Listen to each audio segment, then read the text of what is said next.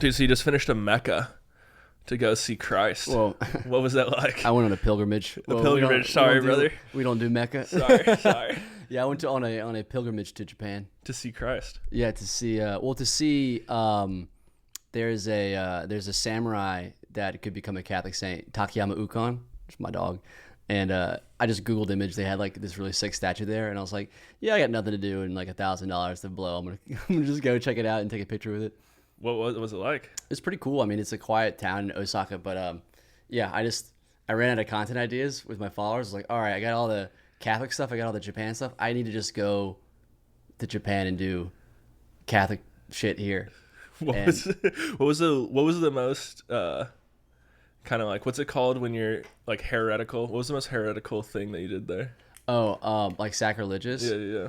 I mean, I try not. I obviously try really hard not to be, but I'd say like my buddy and I went to the Tomb of Christ. Hold up, I should say the Tomb of Christ, which is literally just like this heresy that exists in like this like tiny town. It's tiny Japan. Everything's tiny in Japan. This tiny town in Japan that like in the 1930s, this guy claimed that like Jesus didn't actually die on the cross. Instead, he let his little brother Isukiri, which does translate to Jesus cry. Really? Yeah. So Jesus Christ is like Isaiah or some shit. Yeah, Jesus Christ was like, I'm letting my little brother Jesus cry down the cross instead, who apparently looks just like me. And then he fled to Japan and settled down with a nice Japanese lady and started a family. So I went to the burial ground. And I may have posed in front of it like prayer hands. That I think was the most sacrilegious thing I did. Because there was a cross there, so I was like, there is still a cross, so I think it's fine for me to do. Mm-hmm. I did one of those. Mark Wahlberg always does like on Sundays. He posts at front of a church and he just goes, "Happy Sunday, everybody. Stay prayed up. God bless." No, I didn't know he did that. Oh, he does that every Is Sunday. he like the biggest influencer for He's the for biggest. Catholicism He's like our champion. Yeah. Mark Wahlberg's the champion of Catholicism right now. Dude, you should take Mark Wahlberg to Japan. You guys could take it over. Yeah, we should go to. Let's go to Japan again. Yeah. We should do. How's your mother doing? You should have you should start asking all of your followers to post on every one of those Sundays things. Like, yeah, you should go to Japan with @Egan. The amount of times I think about DMing him and just asking him to hang out it happens at least once a week, I think. Well, it's obviously not true, but there is this sense right now, especially in America, especially in white America, that there's not very many Catholics left. Like there's not like so thinking about like you guys being boys wouldn't surprise me in some ways. Yeah. Because there's like, from the 90s, 2000s, like 2010s, and it's correcting now, but there was like a massive exodus away from religion. Yeah. I think part of that was due to the and I don't really know as much about church history as I should, but like that kind of movement in like the maybe late 80s or 90s and like early 2000s, like this charismatic movement of like you saw more churches with like the kind of they're introducing like acoustic guitars and it's like all like let's make church cool and fun and hip and whatever. And I think people actually like really hated that. Mm-hmm. I think people really did not vibe with that. People actually turns out liked the traditional scary like chanting cathedrals like choir. And so now there's a push towards like traditionalism. Like that you see a lot, especially with like young people. Like I think like if you look at statistics now, like the amount of young people joining the Catholic Church in just the last 2 years is like it's like you see a graph, it's like a crazy spike. Yeah, it really is like this and then that. It's pretty wild. Nuts, yeah. But I think it's because we're like coming out of like it turns out everyone just hates acoustic guitars and loves organs. Dude, it is we had one of those groups in my high school and it was everyone fucking hated them. Yeah. They would always do prayers in front of the flagpole in the mornings and like really? The atheists and the Catholics like always fucking hated that like it's got like Young Life like Christian crew and they're like kind of cool hip like dude they swooped up all the hot girls into it too and it's like fuck dude like trying to fuck and they're like no doing that. Yeah. You do see there are a lot of like really attractive, really cool, just Christian bros out there. There's like they have like all these like you see them wearing like the oversized tees that say like Jesus is my Lord. It's like there's like a look. They all got the chains and stuff, and it's like whoa, it's all like really in shape dudes all being like I love Jesus. I know. Do you know Jesus? Like but they're not actually like Catholic or anything. Have you analyzed? They haven't actually suffered for it, Yeah. Have you ever analyzed the CrossFit to Christian pipeline? No, I haven't. Is that a thing? It's a fucking thing, bro. It was like 2010s, like join a CrossFit gym. 6 months later, kind of fit, but definitely injured. Well, might as well go to church so I can get my work done spiritually. Yeah. Then all of a sudden, fucking Christians. I know a dude who, like, he was like very much like that Christian that we're describing, and he used Tinder to meet people to recruit them to his CrossFit gym, and then would definitely pray with them as well, and then maybe do some shit afterwards. Yeah, that's the problem with like a lot of like there's other denominate or just like general, I should say problem, but with like non-denominational type stuff like that is that, you know, since there is no real authority, so many of the bros are like, there's a lot of weird sex stuff cults. going on. Yeah, just all these mini cults appearing. It's just like it's just like people using Jesus and religion for like whatever their own ulterior motive is, which like a lot of times is just like to sleep with girls, and like that happens a lot with all that kind of stuff, you know. With all this hip like kind of like more modern like churches with just the bro that like has like a lavalier and he's just like preaching sermons. That's just like people getting together and like they don't care about not, you know, about being chaste, about abstaining. Yeah. Unlike your boy. Yeah. Yeah, dude. So are you still like abstained this whole year? I've been since not to be too TMI, but I haven't self-released. I'm trying to think of a funny way to say I haven't jerked off. I haven't jerked off since like last year. Damn. Since 2024, mostly so I can say like, yeah, I left that shit in 2024. oh, you jerk off? That's so 2024 of you. But yeah, so I started taking like my Catholic faith a lot more seriously the last like 2 years. But this last year, really kind of like I did this thing that like is like this kind of Catholic challenge thing, and so like I kind of was like more on top of stuff, but just I'm not doing like, you know, no fap as all the bros like to talk about it. I'm just like trying to abstain from any sin of the flesh that I can. So I haven't done that. I haven't had sex in like a year, which has been tough. Yeah. You know, it's been tough to, you know, push it all away. Yeah. all the women coming to my way. I saw I'm the like, squash girls in the stop. street were coming after you, know, bro. dude, I'm like, they smelt that pheromones. As much as it pains me to reject them all, it's like, I'm sorry, I'm trying to be, you know, fucking Lord. Yeah. Yeah, it's been going. I mean,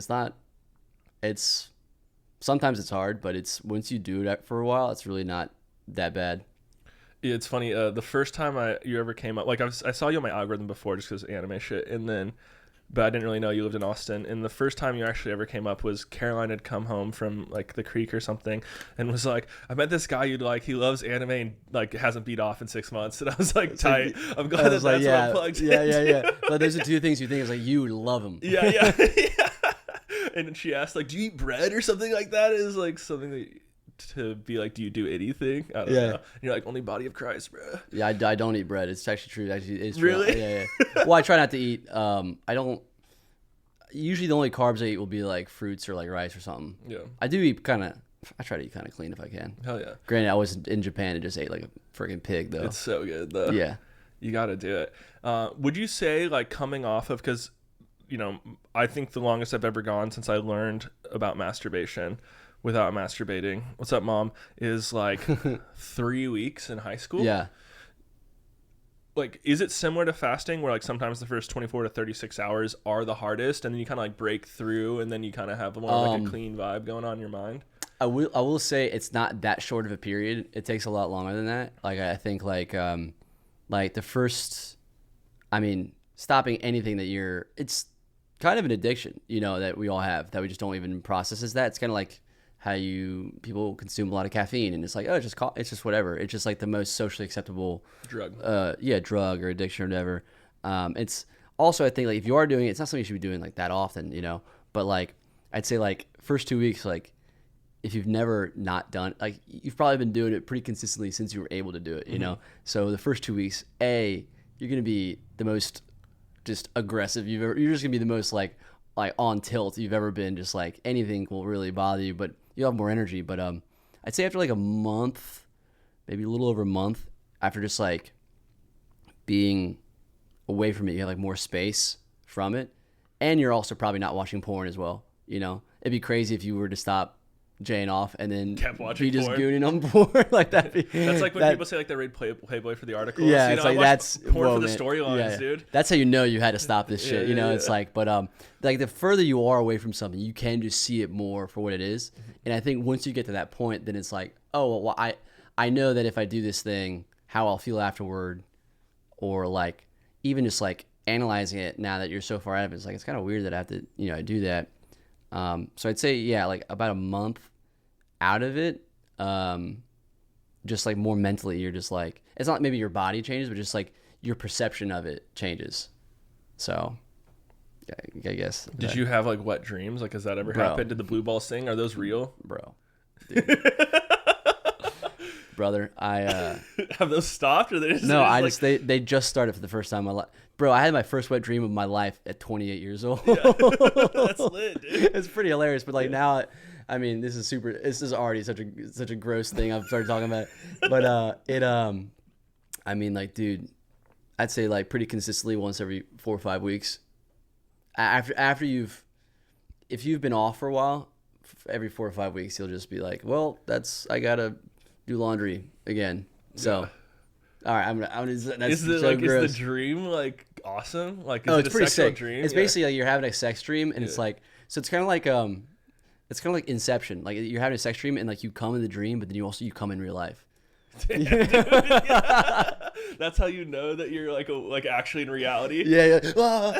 Like wait, dude, and then like kind of wakes you up a little bit. Like you literally come to your senses. You're like, whoa, holy shit, I'm fucking pumped. I've been drinking green tea all day. The gong cha was crazy. Yeah, that contract was lit, bro. But, Pretty Lady Puer got me, dude. Yeah. But that's basically how it'll go. Like I remember the only one I can really remember. I remember I was how inappropriate is this podcast? Super inappropriate. Really? Yeah. Actually? Yeah. Oh, I like you're my only thing I care about is not censorship. Like that's the only thing I care Oh, about. okay. Yeah. Well, I was having a sex dream with Cersei Lannister. Hell yeah, that was my wet dream. Dude. Which era was she like short haired walking through so being this shamed? is like first 2 seasons. Oh hell yeah! This is like early She's pretty. Cersei. Yeah. Although, dude, don't get me wrong, short hair Cersei does do it for me too. I liked it because I hated her so much. Like she's Yeah. the archetype of everything I dislike in society. Yeah. Like the bureaucratic, horrible person who's just like born into this and like decides that they're God and controls everything and is like miserable and raises miserable offspring. Like that classic archetype, you know, in history. I hate that. So like when she was being shamed, it did bring me some amount of joy. Oh, for sure. Yeah. Yeah, it was very, I wouldn't say cathartic, but it was very a fitting reaction. Yeah. It just sucks that Marjorie got blown up in that whole mess. That broke my heart. Marjorie kind of like sucked as a person though, but she was really pretty. In the beginning, she just felt so lovely. Yeah, and then it's like, oh, she's fake, and like then you realize she is like Cersei, but just like better. At hiding it.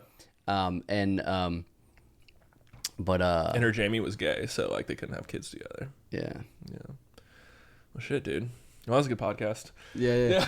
So why did you get into anime? Like what got you interested in Japanese? I don't know. I've always been like this might surprise you, but I didn't have a lot of friends growing up. So really? Honestly, dude, I'd say I got hit with Toonami at just the right time. How old are you? I'm 32. Okay, I'm 30. I think probably same era. Toonami hit what, like, was that 99, 2000? Sounds about right. Yeah. And like they hit you with you had Dragon Ball Z and Sailor Moon in like the same like 2-hour block, I think. And I think that just got me. I was already big on the Power Rangers. Okay. So I graduated from Power Rangers onto DBZ. Yeah. I think I remember might have been like, I think I was kindergarten or first grade kindergarten. I knew what Dragon Ball Z was in kindergarten. That's what I was watching. I remember I was drawing. It was the Cell arc. I remember trying to draw Cell as a child, and it was just like a bunny rabbit with like specks on his ears. Yeah. And that hit me. Went way down DBZ. And then fast forward a little bit in life. I always kind of liked that kind of stuff. I became a big reader. I love just like fantasy books, and like I read like every young adult fiction book possible. Like I had a pretty advanced reading level from a young age. No big deal. But that, but so I DBZ, that stuff. read a lot. Did you ever watch Dragon Ball, like the original Dragon Ball? I haven't watched it in full. I've had periods of time when I've started it, but I haven't ever finished it. It's so super wild. inappropriate. So inappropriate. It's like the amount of times he's flashing or like there's it's crazy. Yeah, and then Master Yoshi is such a perv. It's wild. And then the way that Goku like tells people sexes, he just grabs their junk, and you're just like, whoa, this is a kid show from the 80s. This is wild. Yeah. I think also he calls someone like he pretty much calls someone gay. Well, not he isn't gay, but he calls him that in the show. I rewatched it maybe 2022, and I was just like, this is so wild. It's crazy how Dragon Ball Z is toned down. So toned down. Yeah. But and then somewhere down the line, I discovered manga. And like I was the bro, I'd like get my mom like, let's go to Barnes and Noble, and I'd be like in the manga section and just like reading the shit. I'd get some to like sure, but I like read them and stuff. And then so yeah, just like young age, loved manga. YouTube kind of came out or started getting big when I was like in middle school, and like the reason I was using it, I think the reason why a lot of people started using it is that I didn't realize that like, so Naruto had just started on Cartoon Network. Mm-hmm. And it was like beginning, first arc, whatever. And then some girl was like, oh, they get like the Japanese episodes on YouTube. Or I thought it was someone said YouTube. No one knew. No way. And then someone said it like it was like a Japanese. Oh, YouTube. Yeah. Like we didn't know. Oh, YouTube. YouTube. Yeah. And so obviously it was like, YouTube. I thought it was YouTube for like at least like a month. And so we just found like the 10-part like, really like almost like digitized episodes, and you just like watch through it. And so then I discovered like, oh, I didn't know the difference between dubbed and subbed. And then I found the sub, and then like that started an addiction of illegal anime streaming in my life that I continued well through high school. And then anime torrents are like so good. Yeah. Especially like, for example, like One Piece. I don't know if you've ever checked that out before. Mm-mm. So like a bunch of people got together and it was like, let's make One Piece, but let's fit it together so it's just like pure storyline the whole time. No filler. So it cuts down filler even within episodes. You don't have like there'll be like 40 to an hour minute episodes. Dude. And it's all just torrented and it's all free. You That's can tip awesome. if you want. It's so fucking awesome. And it's sick because you don't like, one of the worst parts about watching anime, specifically anything that's like Shonen Jump or like from like the kid stuff, is it's like 7 minutes of content with like the weird commercial breaks and then like the 3-minute intro and the 3-minute outro like on the 20 minutes. And then like the intro is like literally like the first 5 minutes of the previous episode. Yeah. So you're just like, God, this sucks. Dude? Yeah. And that was like the thing that's so frustrating is you have to skip so much. But when they build this out, it's just like you can just sit and watch it for an hour. That rules. And it fucking rules so hard. Aren't they legitimately like making like a new format of One Piece? Like they're re-releasing it in like kind of a more streamlined way, right? So there's so many different things going on with One Piece right now. You have the live action. Netflix is releasing the second season in the next month or two. The anime, and then right? Netflix is also redoing the anime. Bro. So they're doing it pacing better and then like quality anime like it is for some of the later episodes. That's like the whole way through. How do you feel about the so I like quality animation, don't get me wrong. And like I think the definition of quality animation has changed over the years. And like obviously the 90s were peak because it's just they didn't have technology that they could just like, mimic shit or whatever. Like they had like hand draw all these frames. The One Piece stuff, it kind of like a lot of like this stuff it was around when they first started introducing like Gear 5. Not to spoil anyone, and this is really in the weeds, I guess. But I feel like they try to make it look like it was like very fluid animation, but it's a little too like it's too weird. Like there's too much going on. Yeah, it looked a lot more similar sense? to like a Jujutsu Kaisen or like a Weathering with You. Yeah, like that style a little bit. Yeah. I think it's also though is kind of because that's what Gear 5 is. Right, true. As well, like it's so atomic and so like fluid and stuff. He's like a Tom and Jerry character. But I agree. Like even before Gear 5, there's like in Whole Cake Island, the Sanji Luffy fight, they definitely did get a little wild with it, and it kind of felt off. I personally I've been rewatching Pokemon from the beginning. That's what's up. And the same with the that's what's up with the original Dragon Ball. Yeah, let's go. Shout out to Mewtwo, my spirit animal. Especially like with the original Dragon Ball 2, the way they did oranges in that, like the aesthetic is such a fucking vibe. Yeah. So I just have it like up on a projector while I'm playing Pokemon and kind of just like playing Pokemon. And I'm like, God, I just want to like that, like it's. I just want to like have like fucking lo-fi like banging out, because every scene is like this piece of art that like I remember from my childhood that is so like aesthetically pleasing, even though it's not like high end or nice. And I didn't feel like One Piece wasn't that, but like it's like the shading of oranges and colors, right, as the sun setting, and like these like very just imagery that I thought was really fucking cool. And even like Akira, like I think the imagery in Akira is so fucking sick. Didn't I mean, I'm sure you know so much and you know exactly what I'm referring to, but like didn't they like create new colors for Akira? I don't know. There's like I don't know if that's something you can look sick, up. Like I mean, A has like the record amount of like frames for any animated anything, right? Yeah. But then I think like they literally made like a handful, maybe not more than a handful, but they made like new colors for Akira. Dude, somebody was in here the other day and they told me they discovered this a new color was just made recently, and he said it would vibe really well in this room. Yeah. It was like this, like what? They made 50 new colors. That's fucking awesome, Akira. Bro. Fuck the Greeks not having word for purple. This shit rocks. Yeah. Go to Japan. Yeah. Dude, do you want to know my thesis on like Japanese surrealism and why it's like so popular? Mm-hmm. Is basically, so I wrote my senior thesis in Spanish on Spanish surrealism, focusing on like Lorca, Buñuel. So Lorca was a poet, gay poet who died during the Guerra Civil, like the Civil War, Spanish Civil War. And then Buñuel very famously made a movie with Dali called Un Chien Andalou. I don't speak French, but basically it's like the Andalusian dog.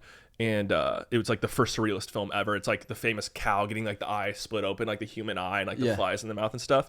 And then Buñuel moved to Mexico to escape like the fascists, and he ended up making a ton of surrealist films. And then Dali obviously is one of the most famous surrealist painters of all time. And I got it because basically, and this is pertinent to you, is it was a very Catholic society, and it was all these small villages, you know, outside the big cities, and the Catholic Church in the square was kind of the safe place. It was the home. It was the like anchor of the village and of like the culture. Right. And the Catholic Church from the high up that passed down decided to take like Franco and like the fascist side, and that kind of like morphed this. It broke the fabric of their cultural like sanctity, basically. Yeah. And out of that, all this crazy surrealist art came into view. And it's when like your rock, like what you're based on, shatters like at an atomic level. That's when like dreams start to escape and you start to like pursue this kind of surrealist art. And so fast forward to Japan, and in the 40s, we literally broke the atomic bomb, destroyed their culture. It went from, as I was saying earlier, but it went from like, you know, literally kamikaze, which is a lot there, but to Hello Kitty overnight. Right. And then the way that you make sense of that, like really splitting of your own reality, like the church did then, and then we did with the bomb, is to express in this kind of dreamlike way. Okay. Yeah. Because it really was like a boom in like, I mean, not to say that there wasn't already good art there prior to that, but like the post atomic bomb era of Japan is very famous for films and like, I mean, the creation of, you know, hold up, is Astro Boy pre or post? That's post. Yes, post. But I think it's very close to post though. Yeah. Like it's old as fuck. Yeah. So like Osamu Tezuka, like stuff like that. Yeah. Okay. But it's cool though too because it got more surreal. Because like one thing that's really cool about Japanese art, if you go back to like Edo period, which this is like an aesthetic I call Edo punk. Yeah. Is what I like kind of built this off of, which is like combining Edo period Japan and cyberpunk. I know, I like it. Yeah. But one of the things that I love about Edo period Japan is they kind of originated memes. And if you look at like manga today, it's the exact same style as they were. Like, I don't know if you went to any of the like Hokusai's museum in Tokyo or like any of the museums focusing on museums, this. Dude. Okay. I'm such a culturally. You went for Catholicism. I understand. Yeah. Bro. Oh, I literally spent most of the time just drinking Asahis with the boys. Hell yeah, dude. That's what you got to do. But then, go and have a nice little Hokusai museum stash. But it's crazy because they would use these wood blocks and they would intricately carve the wood blocks and they paste it everywhere, and then people would edit a little bit. So it was like the original memes were built out of here. Because instead of the printing press, they had this wood block thing that was also very artistic, and it looks exactly like the mangas today, which was also like this wood block thing transferring over, telling these stories. And so if you go back and look at some of this artwork, it's so fucking cool, but also it's wild because they would get so intricate because all they'd have to do is focus on one block and make it dope as shit, and then that could go throughout all of the islands of Japan. And so it was like block to like print the it was way more leveraged. So it was crazy. As opposed to, like in Western Europe where it's like, I'm going to paint this on a church and it's going to be there forever. And I'm going to be like, doing like, it's literally the opposite of a fresco. It's more it's like mass produce. Yeah. It's like a mass production type. Yeah. So that was really fucking cool. And that was in like the 1600s, 1500s. They were doing that shit. Okay. Yeah, I don't know why that's relevant. Oh, to Japanese art. So it was always kind of weird and cool, but this is like where like this splitting, and like Akira is a perfect example of that because it literally was, this anti-Frankensteinian technology thing, return to nature, and then an actual splitting of this like childhood, boyhood into kind of like hero's journey and like different arcs you can take.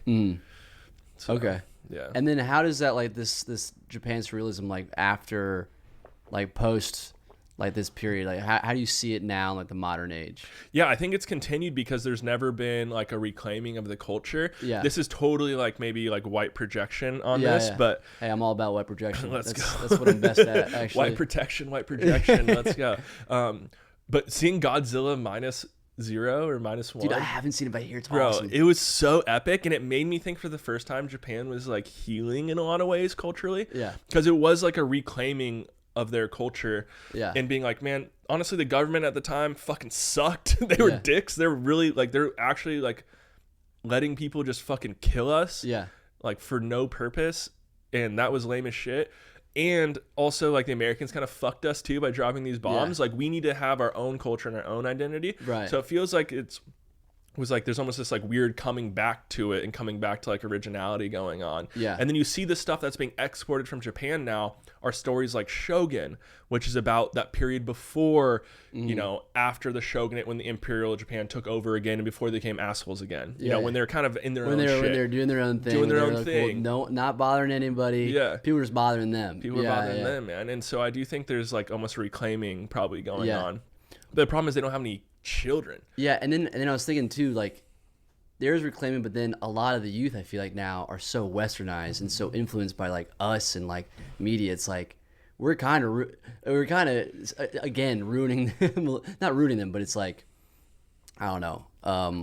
This is where I don't really agree with the, like, not that it didn't happen, but like the whole, I think when you look at things from like colonized,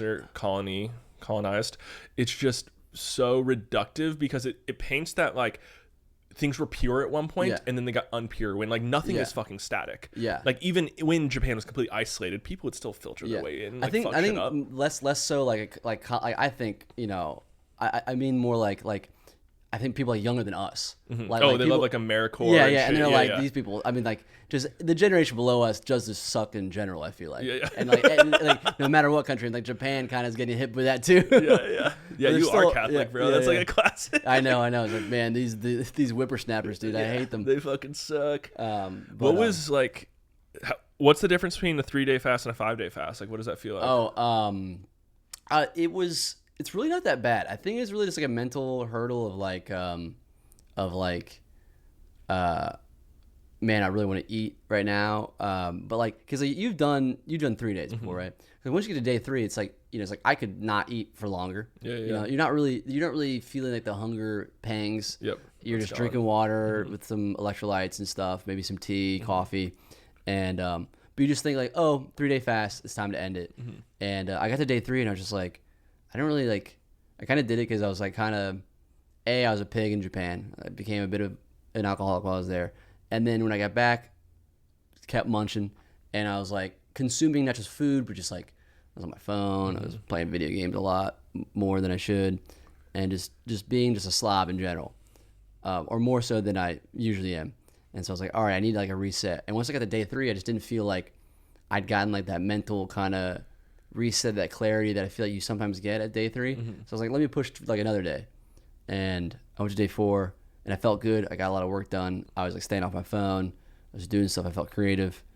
And I was like, all right, well, I saw that you could like crush some bone broth and like kind of still extend the fast. So I had some bone broth that day and didn't have any food later in the day. And so I just went to day 5 and like, I could have kept going. Like once you hit day 5, you're like, I could just keep doing this if I wanted to. Yeah. It's a lot easier, and I think your mental state is so much better than the day 3. Yeah. Because you hear stories like Kevin James being like, I do 40 days before sets, or there's crazy. Like the dude who did 365 days. Like you don't have too much. You definitely couldn't go 365. I don't think You would that's die. the thing. You probably couldn't go a month. Like what I don't do you know your have body the fat glycogen percentage? store to like yeah. even. But I could probably go a month though for sure. dude, that'd be sick. Yeah. That'd be kind of. I was like even thinking about it too. I was like when I was at day 5, I was like, oh, I can't do like too extended of a thing because like I just wouldn't be able to You'd be sustain gone, bro. it. Yeah. But I think the main difference that I didn't think about that I messed up is coming out of 5 days and coming out of 3 days are very different. Mm-hmm. They're both extended, but like coming out of the 5 day, I didn't break it as slowly as I should have. So like I started the day with like some bone broth, and then literally I like had like maybe like I think I had like an egg or two or something. And I was like, all right, maybe I shouldn't have had. And then later in the day, I had like a quarter pound of ground beef, and that rocked my world. Yeah. That like literally like I was nauseous. I had a pit in my stomach for like 2 hours. I was like, I should not have done that. Dude, but like you really need to take it a lot slower and just Yeah. like, you know, hit broth, maybe some like steamed vegetables or something, yogurt or something. But I just didn't. I was like, oh, I got this. I've done this before. And so I just broke it how I'd break like a 3 day fast. Yeah. And it fucked me up so bad. Yeah. Yeah. It's crazy because I think, you know, especially if you're diabetic or have issues, like people like refeeding syndrome is like super real. I've never had any issues. Like I've broken 3 day fast with like beers. Yeah. Like That's going what's out. up. Oh, Like, that's what's up. like the first one I ever beer did, fast. we went like went straight out. Like Caroline had a show, and then we just fucking got hamburgers and went to town, you know? This one. So sometimes I've seen on Reddit, because like that's the one thing I think when you're fasting, the most fun thing to do is Google shit about fasting or look at videos about fasting. Yeah. And you see the bros on Reddit being like, I broke my fast with a ribeye steak and I felt fine. Like what the fuck? Like how was that doing that? Was it bad? I mean, it wasn't noticeable. Really? Yeah, but I mean, that was just where I was at that point in life. I don't know if I would have noticed if I felt bad. Was it how yummy was it though? It was fire. Yeah. One of the things I think is so funny in like the first 24 hours of fasting is like literally images of food just pop into your brain. Dude, it's wild. And then that goes away and you don't think about it and it's like fine. But it's like literally almost like you're hallucinating little things. Like it's like not the same as imagining. It's just like boom, boom, boom, boom. You start to understand starving people so much more. Yeah. I mean, obviously, and like kind of. And you start negotiating. Yeah. Like you start negotiating. Dude, there are foods. So I think day 2, I was just like torturing myself, and I was watching cooking videos. You can't do that. I was like, when I can eat again, I'm gonna cook this. I was literally looking at recipes to make gyudon. Yeah. I'm like, I'm gonna make Yoshinoya gyudon every day after this. Yeah. Like I was like, I don't even neuro at all. But Dude, like, you need to get a rice cooker because you can make it in a rice cooker, bro. Yeah. I have a Hell yeah. I have a Zojirushi. Let's go. I got the Neuro Fuzzy. You know what I'm talking about? bro. And look at a Neuro Fuzzy Zojirushi. Get back to me. It's the top of the line. If you see Japanese homes, it's the ones that they have. Dude. Hell yeah. It's like the white one. Yeah. It's like it's the primo. It's the best rice. Yeah. It sounds silly to say. If you have a rice cooker, it like makes it just super fluffy. Hell yeah. But I have one, and like I haven't been using it recently, but in like a month I'm gonna start a bulk, or I'm gonna try to. Hell yeah. Try to gain some weight, and bro, the rice cooker is gonna come in handy. All your meals in there. But that, and then you notice this is so funny. It's almost like a superpower. Like day 2 not eating, your sense of smell is so heightened. Dude. It's like oh, you smell. You're like literally your body is trained to search for food that like you can smell. I live right by a gyukaku, and like I could like, dude, just down the street I could be like I can smell the meat from here. Yeah. It's insane. Yeah. That's tough. Yeah, I went and saw Weapons with my boy Art on Saturday, and we're in the Alamo, and I was literally just like, oh my! The people next to me were eating like, because I wasn't even hungry going in. I wasn't hungry there. You smell the popcorn. But it was their buffalo cauliflower. Yo, that would. I was like, this is fucked, and I wasn't even that hungry, but I was like, that smells so dank. Yeah. So fucking good. My favorite thing to do on a fast, bro. This is the hack. Ready? You don't even notice it. You set it up so you're getting at least 2 to 3 some sort of massages throughout the day. So pedicure, head massage, actual massage, sauna, ice bath, like so that you're relaxing. And I feel like you're working through a lot of shit too. And it's distracting dark you and it's distracting you physically. Yeah. That getting through the first 24 hours made it so easy. And I'm just in like Pleasure Town kind of, but also like it's good for your body and stuff and like getting cleaned up, you know? That's nice. Yeah. Did it's one thing, do you notice I only did this one time, but it came here and I did like the sauna cold plunge, like maybe 2-3 days. Might have been the last day, 2 days into it. I don't know at what point of the fast it was, but I was able to stay in the sauna so much longer than normal. I don't know if it. In my mind, I was rationalizing. I was like, yeah, I mean, my body can adapt to stress more readily. So I was like, maybe that's what it is. But the sauna was nice, like fasted, weirdly enough. I thought I would like pass out or something. I was like, oh, I'm bodying this right now. I'm fucking in it. Yeah. Yeah. I mean, the thing I've always noticed is after I'm just not hungry anymore. So I like typically use it that way. Yeah. So I'm just never hungry after a sauna. Right. But yeah, I don't know. There is something that I absolutely love about fasting, and I don't necessarily mean fasting food, but you know, if you want to do like chastity, how do you say it correctly? It's chastity. Chastity, yeah. I thought that was like a stripper's name, but yeah. But if you want to do that, it for sure is. Or like from your phone, because it creates so much awareness around your day-to-day reaction to the world. Yeah.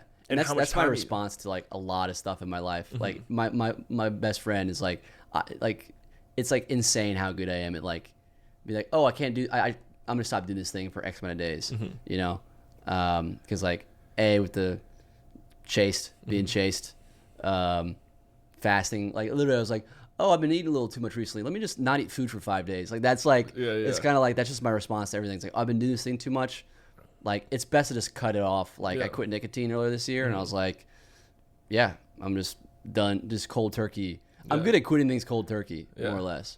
I don't even know if I like quitting things long term, but I like being aware of doing it intentionally. You know what I mean? Or taking like a tolerance break of something. Yeah, you know? And just being like, okay, I realize that I'm doing something habitually, or I'm doing it less out of like the active part of my mind. Have you read Dune? I haven't. Wait, I ripped the audiobook, but I don't remember it that well. The audiobook's hard because there's so many, like especially in the beginning, there's so many terms and shit that it's kind of hard to build the world. I watched the new movie, and then I listened to the audiobook, which I liked because I had a visual framework for like characters and like what the world could look like, and it was kind of cool to build it out that way. So I kind of liked that a lot. Well, in it, there's a thing called the Gom Jabbar, which was basically when they put their hand in to see if they're an animal or a human. Yeah. And it's like, that's what I think fasting is in a lot of ways, is it shows me like the human instinct or capacity within me to think like second, third order. I must not feel fear. Yes, fear is the mind killer. Our daughter's middle name is Litany. Okay. From the Litany Against Fear. That's sick. Yeah. That's really nice. Yeah, I was like, I kind of did a semi-fast because I was reading too many books, and then in 2020 I was like, I'm only gonna read 10 books the whole year over and over again, and Dune was the only like fiction book, so I read Dune 12 times that year. That's crazy. Yeah. Bro, you love my old roommate was obsessed with Dune. Really? He has all of them in his books. Dude, I remember he first time I ever did acid. This dude loved acid very casually. Like he would just do it. And like, I mean, Dune's very acid like. But you would not even know. You just talk to this guy for like 30 minutes. And be like, hey, by the way, if I see anything weird, I'm sorry, I'm on acid. I was like, dude, I would have no idea, but now I cannot not notice. But literally, the first time I did it with him, we just talked about Dune for like, I don't even remember what we were saying, but like when he was saying, we were just talking about Dune for like a good hour and a half, and it was like probably the most engaging conversation I've ever had in my life. That's fucking awesome. Yeah. Dune rocks. I recommend trying it again. Yeah. On like the written is better than the audio. Okay, I need to. That's what thing is like. I've been trying to not consume as much, so I haven't been listening to music this week. I haven't been reading books mainly because I only read like just slop fiction, like I'm talking like high fantasy, like sci-fi stuff. So, what's like a favorite one that you've read? I really love the Dresden Files. Okay. Do you know the Dresden Files? No. It's ongoing. It's about 17, 18 novels. Holy shit. About a wizard detective who solves magic crimes in modern Chicago. Okay. And surrounding area. Hell yeah. And I really like them a lot. It's kind of embarrassing how much I like them. Yeah. But it's funny. It's like one of those series. It's like, and this is something I think if you read a lot of fantasy, you're like more used to. But like I try to get my friends into the series. I'm like, yeah, it gets really good around book 4. Yeah. It's just like, yeah, you got to read 3 books and then it gets good. Yes, and it's like something I think that people that just casually read don't like. It doesn't clock. It's like, oh no, you just got to read 4 books and then it gets good. It's like, all right, I'm not gonna read Dude, it. I've sent so many people down that random hole, especially anything like Brandon Sanderson, because it's like each book is 1,200 pages, and it's the third of the like 7 books where it gets fucking good and it's worth it. But also, I think it's so important because right now in a world of infinite options, friction is like how you become a homie.